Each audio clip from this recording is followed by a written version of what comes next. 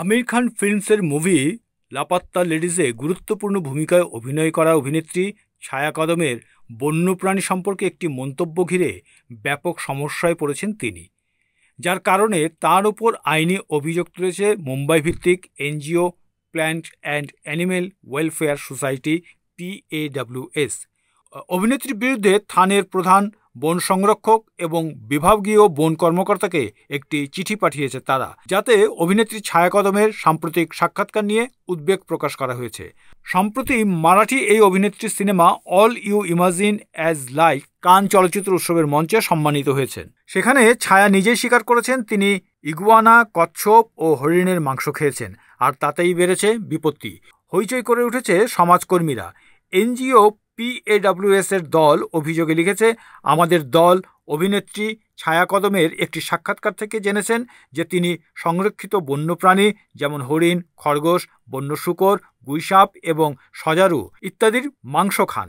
এটি জনসাধারণের কাছে ভুল বার্তা দেয় এবং বন্যপ্রাণী সংরক্ষণ আইন 1972-এর বিভিন্ন ধারার অধীনে আইনত অপরাধ বলে বিবেচিত। আমাদের অনুরোধ, বন্যপ্রাণীর অবৈধ শিকার এবং ভক্ষণে জড়িত তার এবং অন্যান্যদের বিরুদ্ধে তদন্ত করে আইনি ব্যবস্থা নিন।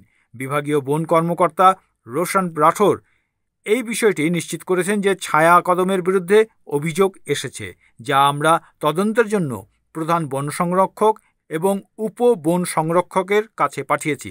ইতিমধ্যেই বন দপ্তরের তরফে আইনি নোটিশ দেওয়া হয়েছে অভিনেত্রী ছায়ার কাছে। এদিকে ভারতে বন্যপ্রাণী হত্যা নিষিদ্ধ। অভিনেত্রী কিভাবে এই সকল বিরল বন্যপ্রাণীর মাংস পেলেন তার খোঁজ চালানো হচ্ছে।